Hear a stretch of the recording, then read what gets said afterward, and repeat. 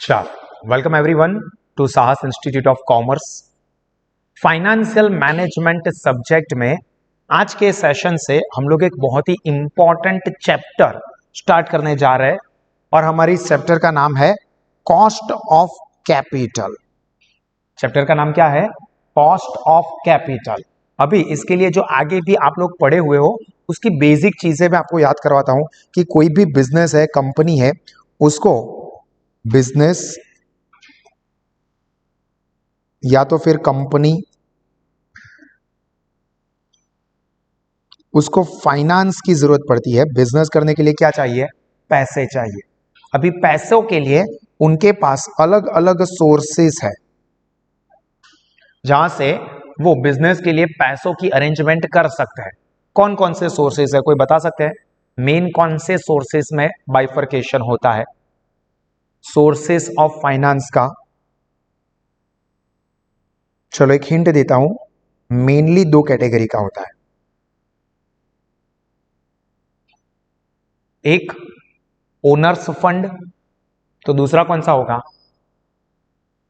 एक ओनर ने खुद ने लगाए हुए पैसे, तो दूसरा बोरोड फंड। एग्जैक्टली, दूसरों के पास से लिए होंगे।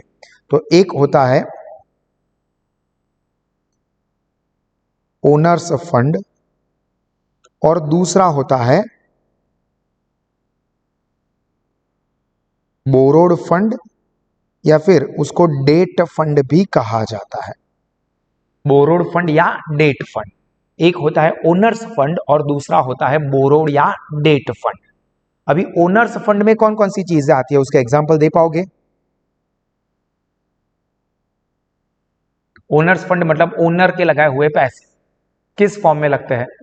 कंपनी है तो कंपनी में किस तरह के होंगे? शेयर्स। शेयर्स दो तरह के होते हैं क्योंकि शेयर्स जो है वो ओनरशिप की कैपिटल को रिप्रेजेंट करता है। शेयर्स मेनली दो तरीके से, एक इक्विटी शेयर कैपिटल तो दूसरा प्रेफरेंस शेयर कैपिटल। क्लियर? जबकि बोरोड फंड में बहुत सारी चीजें हैं, उसमें से कुछ एग्जांपल, अभी हम लोग लॉन्ग टर्म बोरोइंग की ही बात कर रहे हैं, तो बोरोड फंड या डेट फंड के कुछ एग्जांपल। कैसे कंपनी फंड बोरो कर सकती है, उसके सोर्सेस क्या है? Debenture,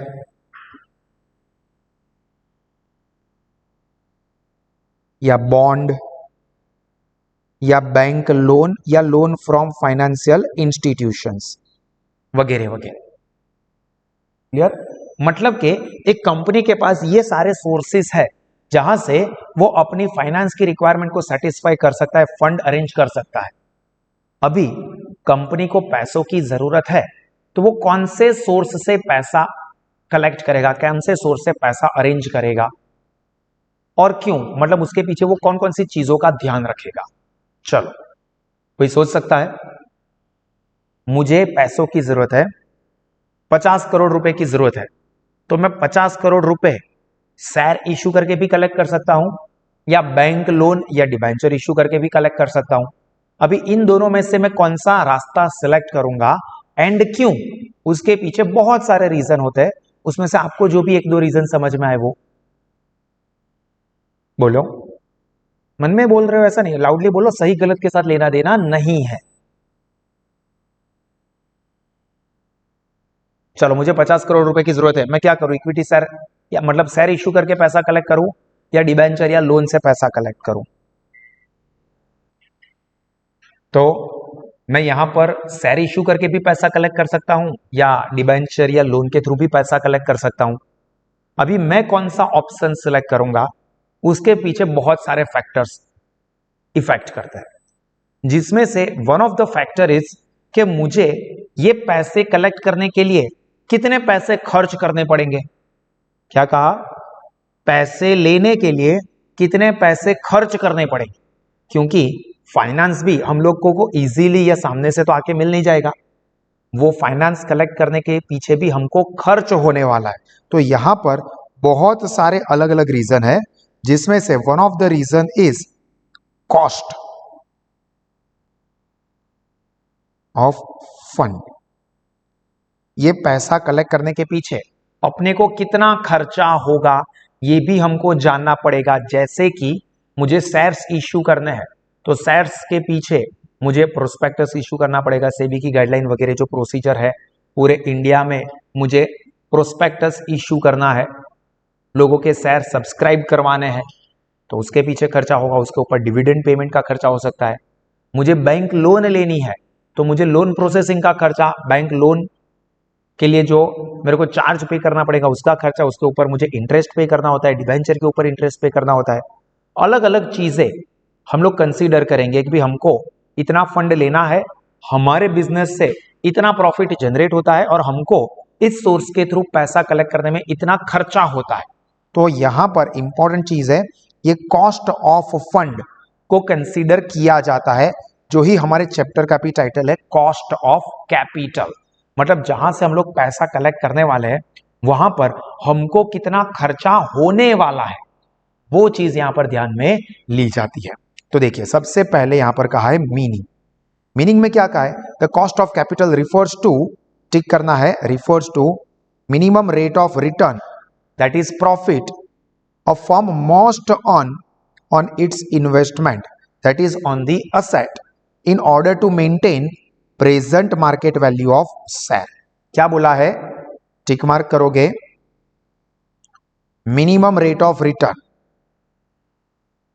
a firm must earn on its investment, मतलब उन्होंने जो इन्वेस्टमेंट किया, मतलब जो फंड अरेंज किया है वहां पर जो इन्वेस्टमेंट करेंगे, असेट्स खरीदेंगे या जिसके भी पीछे वो सोर्स यूज हुआ है वो, उसमें से हमको कम से कम इतना रिटर्न तो निकालना ही पड़ेगा, ये इतना रिटर्न हमें मिलेगा। तो the cost of capital refers to the minimum rate of return of firm must earn on its investment in order to maintain the present market value of shares. Now importance of cost of capital, ये क्यों हम लोग consider करेंगे, तो the concept of cost of capital is very much important in the financial management. ये सिर्फ general information है। It is important from the point of view of both, important from point of view of both, एक capital budgeting जो भी हमारा एक पूरा separate chapter है, एंड दूसरा कैपिटल स्ट्रक्चर प्लानिंग डिसीजन। ये दो के एंगल से हम लोगों को ये चीज समझनी है कॉस्ट ऑफ कैपिटल को। कौन से दो एंगल से उसका इंपॉर्टेंट है, पहला है कैपिटल बजटिंग, पूरा एक सेपरेट चैप्टर रहेगा, and capital structure planning decision. The basic reason behind the running a business undertaking is to earn a return at least equal to its cost of capital। देखो कोई भी business है तो उसका minimum expectation क्या रहेगा, और return at least equal to its cost of capital. मतलब उन्होंने कैपिटल कलेक्ट करने के लिए या कैपिटल बनाने के लिए जो पैसा खर्च किया है एटलीस्ट उतना रिटर्न तो उनका सामने मिले। क्या बोला है, earn a return at least equal to its cost of capital, and therefore cost of capital constitutes an important factor in various business decisions. For example, in analyzing financial implication of capital expenditure proposal, or cost of capital may be taken as discounting rate। Obviously, if a particular project gives an internal rate of return, ये important sentence है, higher than its cost of capital, it should be accepted. यहां पर decision लेने में हमको help मिलेगी। कैसे, कि कोई पर्टिकुलर हम लोग प्रोजेक्ट की बात कर रहे हैं, अब ये प्रोजेक्ट का जो इंटरनल रेट ऑफ रिटर्न हमें मिलेगा वो अगर हमारी कॉस्ट ऑफ कैपिटल से ज्यादा निकल के आता है तो हमें क्या करना चाहिए, वो प्रोजेक्ट करना चाहिए। पर ऐसा है कि भी मैंने एक दूसरा प्रोजेक्ट सोचा है, दो प्रोजेक्ट है मेरे पास, project A, project B. For example दोनों ही केस में मेरा कॉस्ट ऑफ कैपिटल जो है, कॉस्ट ऑफ कैपिटल वो है 10 एग्जाम्पल के तौर पर। अभी प्रोजेक्ट ए के अंदर मेरा जो इंटरनल रेट ऑफ रिटर्न है वो है 13%, और प्रोजेक्ट बी में मेरा इंटरनल रेट ऑफ रिटर्न है 8%। मतलब ये पैसा जो मैं कलेक्ट कर रहा हूं उसका इस्तेमाल करके मैं 8% पैसा बनाऊंगा और उसके पीछे मुझे 10% का खर्चा करना है, या 10 रुपए का, अभी आप सिंपल एग्जांपल से समझो। और प्रोजेक्ट ए है, उसमें वो पैसा जो मैं कलेक्ट कर रहा हूं, अरेंज कर रहा हूं, जिसके ऊपर मुझे 10 रुपए का खर्चा हो रहा है एग्जाम्पल के तौर पे, जिसका इस्तेमाल करके मैं 13 रुपए अर्न करने वाला हूं। तो मुझे कौन सा प्रोजेक्ट एक्सेप्ट करना चाहिए और कौन सा प्रोजेक्ट रिजेक्ट करना चाहिए? ऑब्वियस सी बात है कि सर प्रोजेक्ट ए जो है ये हमको एक्सेप्ट करना चाहिए और इसको क्या करना चाहिए? रिजेक्ट करना चाहिए। क्लियर? तो यहां पर कॉस्ट ऑफ कैपिटल पता होना बहुत जरूरी है, क्योंकि जब तक मुझे वही पता नहीं होगा, मुझे कैसे पता चलेगा कि मैं कौन सा प्रोजेक्ट एक्सेप्ट करूं, कौन सा प्रोजेक्ट रिजेक्ट करूं, कि इसमें क्या चेंजेस करने की जरूरत है। एडॉप्ट कर लिया, लॉस हुआ, 2-3 साल लॉस में चला, फिर अभी तो लॉस हो रहा है, बंद करो। भाई ये चीज आप पहले भी पता कर सकते थे, थोड़ा ध्यान लगाओगे, थोड़ी ये चीजों को अप्लाई करोगे तो आप पहले ही समझ जाते, तो आप पहले से ये लॉस मेकिंग प्रोजेक्ट को शायद अडॉप्ट ना करते। तो ये कॉस्ट ऑफ कैपिटल जानना बहुत जरूरी है। और याद क्या रखना है कि अगर इंटरनल रेट ऑफ रिटर्न या return on investment is greater than cost of capital, then the project should be adopted. पर अगर कॉस्ट ऑफ कैपिटल ज्यादा है एंड रेट ऑफ रिटर्न कम है, तो उस प्रोजेक्ट को हमें क्या करना चाहिए? रिजेक्ट करना चाहिए, मतलब कि एक्सेप्ट नहीं करना चाहिए। क्लियर हुई ये बेसिक चीज है? चलो पहले यहां तक की चीजों को एक बार पढ़ लो। चलो नेक्स्ट पॉइंट इसी के अंदर है हमारा, that is cost of capital and risk. ये दोनों एक दूसरे के साथ कनेक्टेड है। कौन सा पॉइंट है? Cost of capital and risk. Cost of capital has direct relation, tick करना, एमसीक्यू के एंगल से काम लगेगा। Cost of capital and risk objective के एंगल से they have direct relationship. Generally higher the risk, higher the cost of capital and lower the risk, lower the cost of capital. Risk ज्यादा, high risk, high cost of capital. Cost of capital को हम लोग K से denote करेंगे। And lower the risk,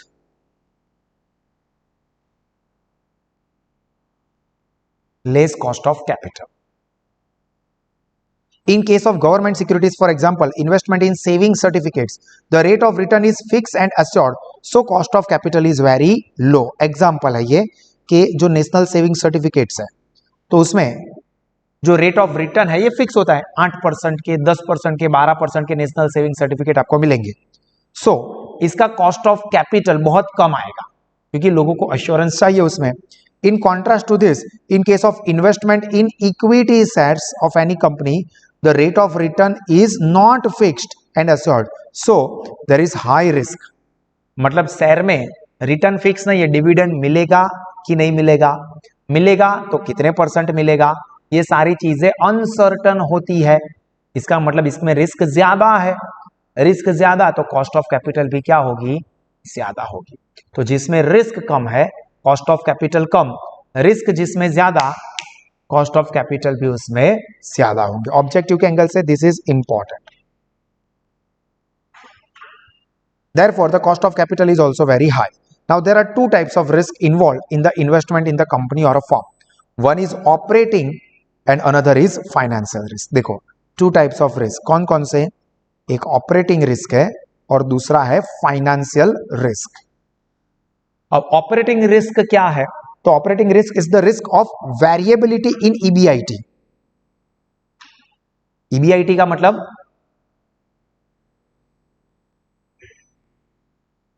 earning before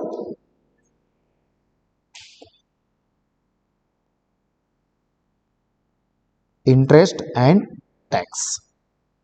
Due to the variability in sales or variability in fixed cost or variability in variable cost of the firm. If operating risk is high,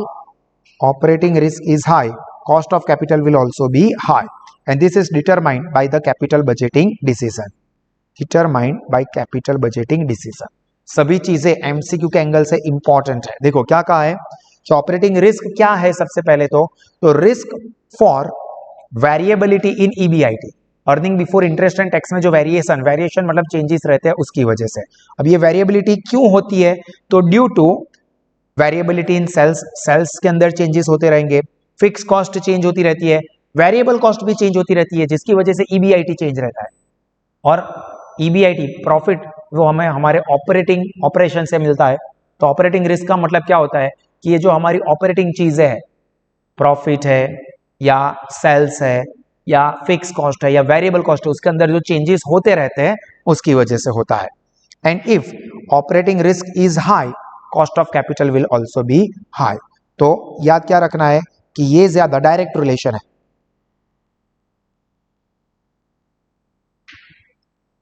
कि अगर operating risk ज्यादा है तो cost of capital भी कैसी रहेगी, ज्यादा ही रहेगी। एंड दूसरा है फाइनेंशियल रिस्क। तो फाइनेंशियल रिस्क ये क्या है, तो इज ड्यू टू, टिक करना, due to use of debt in capital structure. मतलब जितना आप डेट ज्यादा लोगे उतना क्या होगा, आपको इंटरेस्ट का बर्डन बढ़ने वाला है। तो जो फाइनेंशियल रिस्क है that is due to use of debt in capital structure, जबकि ये होता है for variability in EBIT. If the proportion of debt is higher, क्या कहा है, debt higher than equity in the capital structure, the form is more risky. मतलब debt ज्यादा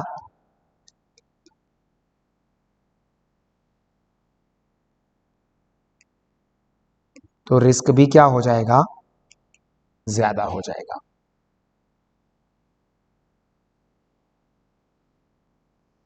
और रिस्क ज्यादा इसका मतलब क्या हो जाएगा, कॉस्ट ऑफ कैपिटल भी ज्यादा, क्योंकि जितना रिस्क ज्यादा होता है कॉस्ट ऑफ कैपिटल क्या हो जाता है, ज्यादा हो जाता है।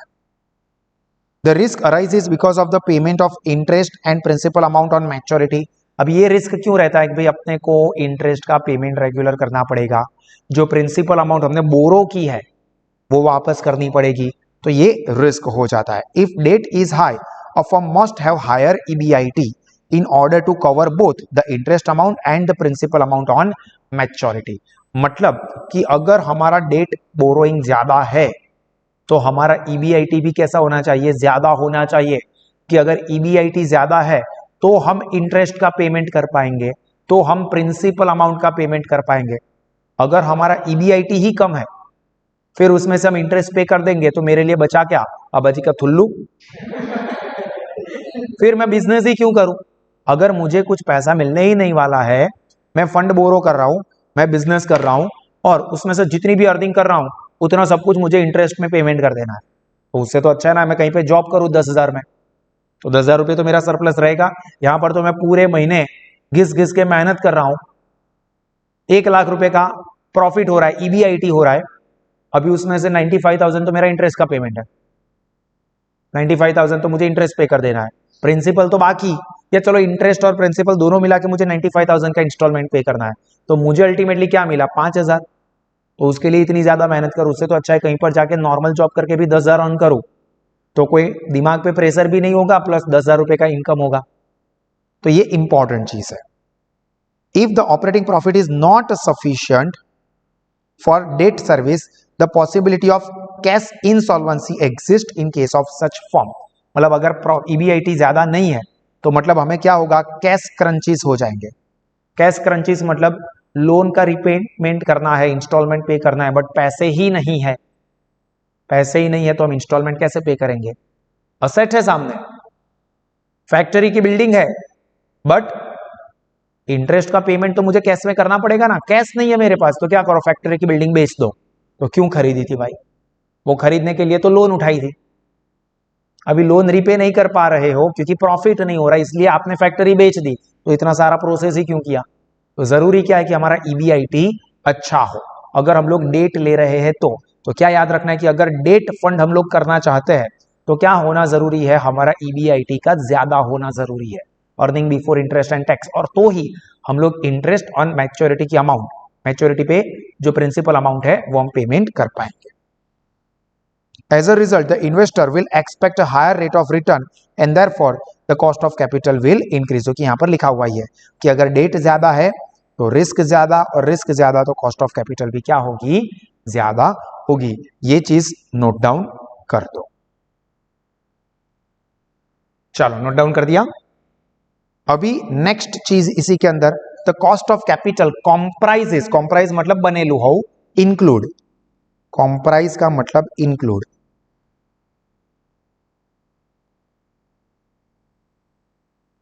Three important component cost of capital के अंदर तीन चीजें कवर होती है। पहला होता है एक्सपेक्टेड और नॉर्मल रेट ऑफ रिटर्न, जिसको हम लोग जीरो रिस्क लेवल कहते हैं, R0, कि भाई ये नॉर्मल रेट ऑफ रिटर्न तो होना ही चाहिए, तो ही करना है, बाकी तो करना ही नहीं है। दूसरा है the premium extra cost for operating risk, जो हम ऑपरेटिंग रिस्क ले रहे हैं उसके अंदर थोड़ा प्रीमियम, मतलब इतना तो हो रहा है, उसके ऊपर 5%, 1%, 0 जो भी परसेंट है वो हम एक्स्ट्रा कंसीडर करेंगे। तो the premium for operating risk which is denoted by B, small B, and the premium for financial risk that is denoted by F. तो तीन चीज है, R0 that is zero risk level, then B stands for operating risk, premium for operating risk, and premium for finance risk is denoted by F. And cost of capital, जो कि हमने आगे भी बहुत बार बात की, K, इसके अंदर तीनों ही चीजें कवर हो जाती है। कॉस्ट ऑफ कैपिटल में क्या क्या चीज आ जाएगी? एक तो normal rate of return that is R0 plus premium for operating risk small b plus premium for financial risk that is denoted bye F। तो याद रखना है कि K cost of capital is equal to R0 plus B plus F. R0 means zero risk level, then B stands for premium for operating risk and F stands for premium for financial risk. तो K is equal to, ये चीज आपको खास याद रखनी है, K is equal to zero risk level plus operating risk plus financial risk, दोनों के प्रीमियम। Now cost of capital for various business decision is the weighted average cost of capital of different sources of funds used by the firm. It is also called overall cost of capital, combined cost of capital और composite cost of capital, ये सब उसके दूसरे नाम है। Overall cost of capital या combined cost of capital या composite cost of capital या weighted average cost of capital, तो ये सभी नाम एमसीक्यू के एंगल से याद रखने। Overall cost of capital, combined cost of capital, composite cost of capital, weighted average cost of capital. MCQ के एंगल से काम लग सकता है, अदर नहीं।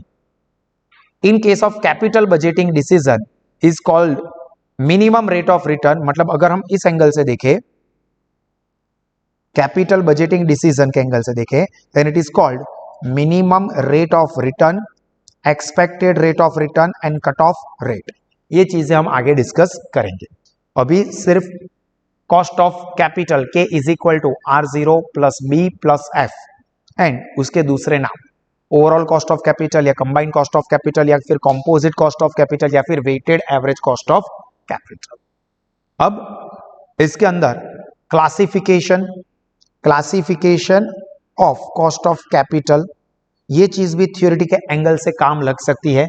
इस यूनिट में से आपको theory plus objective and plus obviously some, सभी के एंगल से हमको प्रिपेयर करना होगा।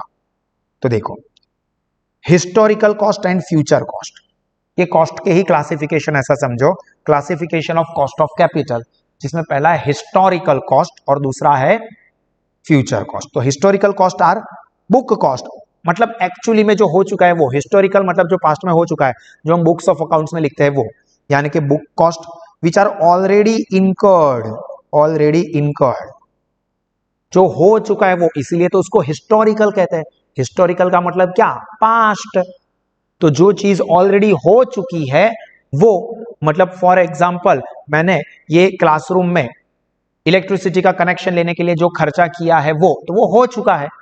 अच्छी बेंचेस रखने के लिए जो खर्चा किया है वो, स्मार्ट क्लासरूम बनाने के लिए जो खर्चा कर दिया है वो, जो चीज ऑलरेडी हो चुकी है वो हिस्टोरिकल कॉस्ट के कंसीडर होती है।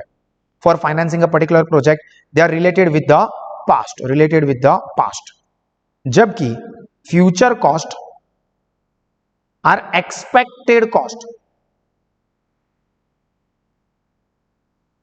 For financing particular project. Expected cost है कि भाई ये खर्चा भी आगे चल के होगा। They are related with the financial decisions. In capital budgeting decision relevant cost are future cost and not historical cost. ये एमसीक्यू के एंगल से काम लग सकता है कि कैपिटल बजटिंग के डिसीजन में जो रिलेवेंट कॉस्ट होती है, they are future cost and not historical cost.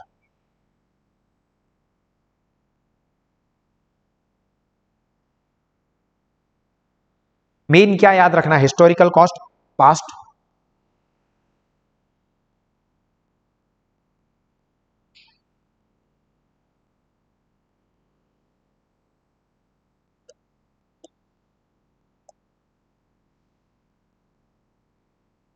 Future cost expected, कि ये हो सकता है।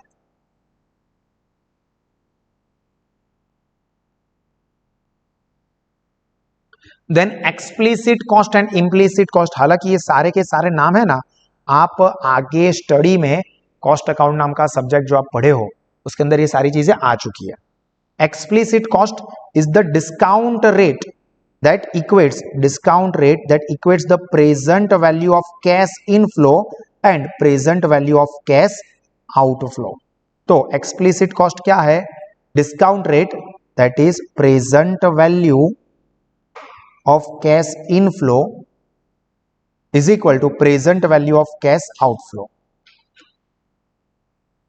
जो यहां पर भी लिखा हुआ है।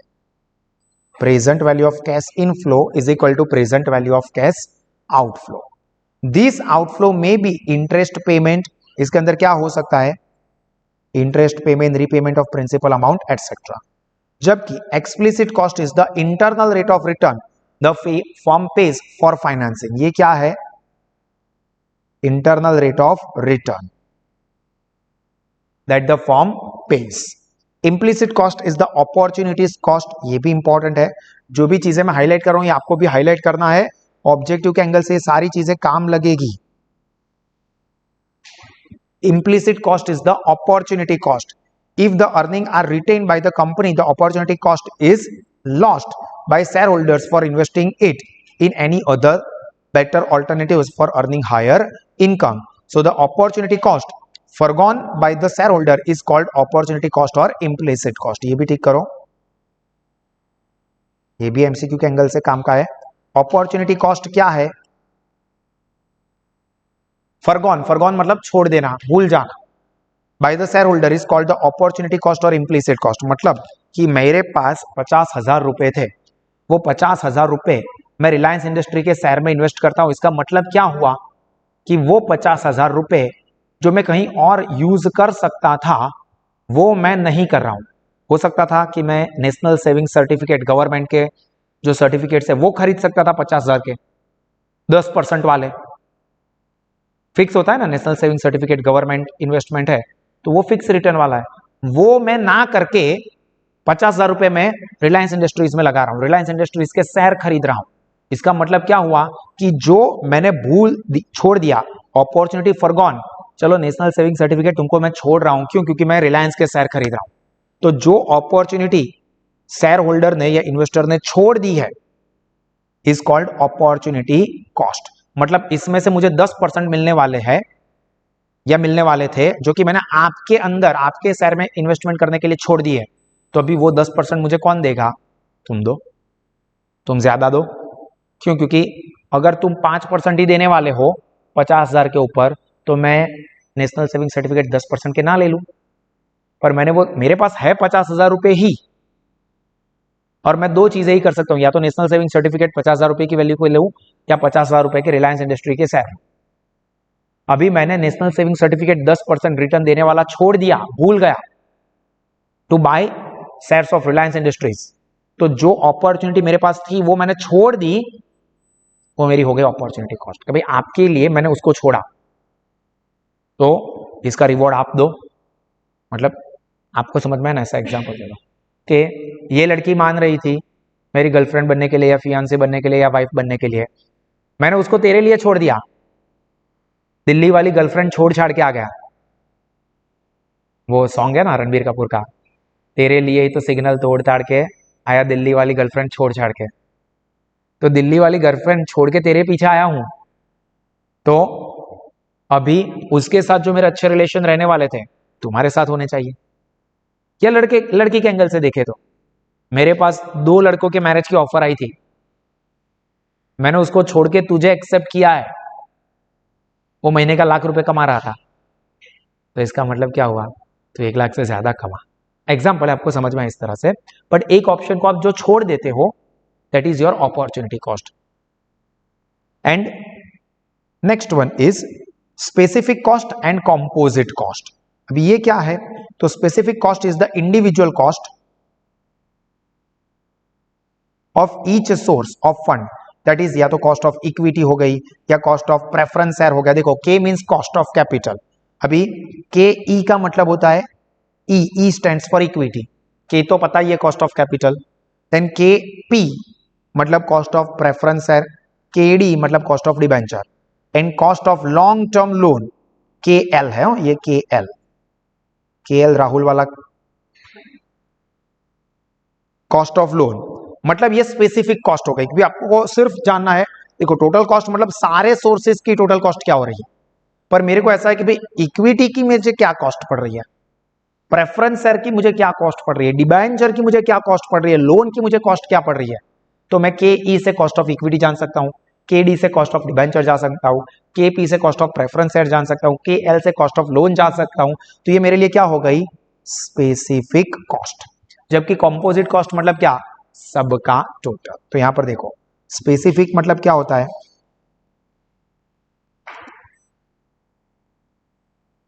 कॉस्ट ऑफ इक्विटी या कॉस्ट ऑफ प्रेफरेंस शेयर या कॉस्ट ऑफ डिबेंचर या कॉस्ट ऑफ लोन। जबकि कंपोजिट का मतलब क्या होगा, सब कुछ। कंपोजिट कॉस्ट मींस के ओ, कंबाइन।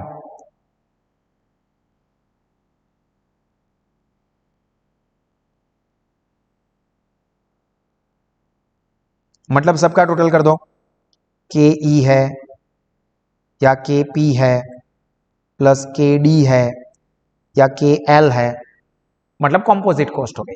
के O means composite cost, combine cost, overall cost, total cost, जो नाम देना है दो। In the capital budgeting decision composite cost of capital is taken as basis for accepting or rejecting the proposal। Capital cost में हम composite cost को consider करेंगे, मतलब टोटल कॉस्ट को। ऐसा नहीं कि यार ये कॉस्ट जो है इसमें रिटर्न ज्यादा निकला, दूसरे में कम निकला। हमने देखा ना कि दो चीजों को कंपेयर किया जाता है, risk and return, cost of capital and rate of return.